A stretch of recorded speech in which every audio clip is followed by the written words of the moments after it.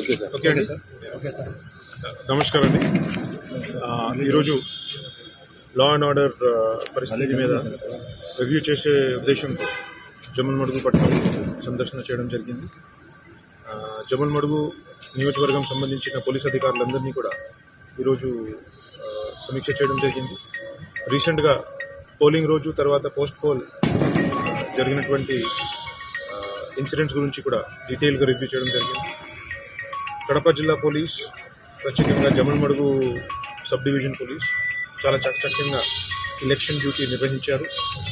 Challenging situations ఉన్నప్పటికీ కూడా personal risk మీద ప్రొఫెషనల్ కమిట్మెంట్తో పనిచేస్తూ ఏది కూడా అవాంఛనీయ సంఘటన జరగకుండా చూడగలిగారు.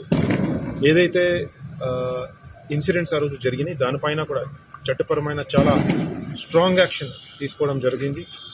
అదేవిధంగా ఇప్పుడు రాబోయే ఎన్నికల రిజల్ట్స్ వచ్చే రోజు కొన్ని డిస్టర్బెన్సెస్ కమోషన్ మళ్ళా జరగవచ్చు అని మాకు ఇన్పుట్ ఉంది. దాన్ని కూడా మనం ఇప్పటి నుంచి స్పెసిఫిక్గా దాని గురించి ప్లానింగ్ చేస్తూ బందోబస్తు మనం డిసైడ్ చేస్తున్నాం. ముఖ్యంగా ఇందులో 2-3 అంశాలు అందరూ కూడా రాజకీయ నాయకులు మరియు పబ్లిక్ సభ్యులు పాటించుకోవాల్సింది. నెంబర్ 1 ఏంటంటే from 1st of June to 6th of June, from 1st of June to 6th of June చాలా జాగ్రత్తగా ఉండాల్సింది.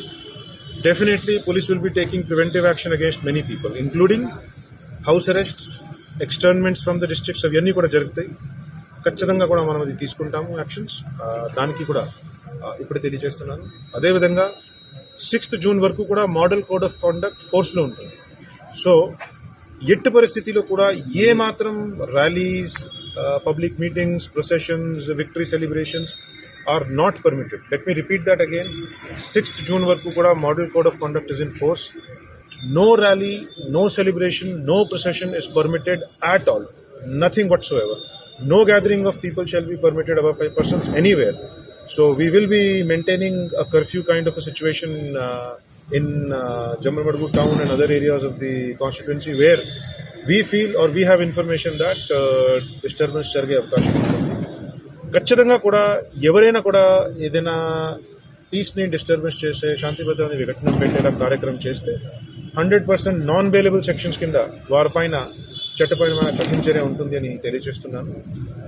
We are ready to use legal and all the administrative means to prevent any disturbance.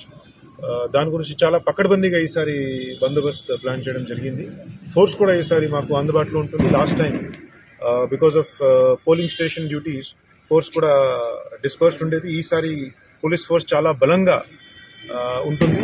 ఈసారి చిన్నది కూడా ఎక్కడైనా disturbance ఉంది దానిపైన చాలా కఠిన చర్య ఉంటుందని నేను క్లియర్గా చెప్తున్నాను. Thank you.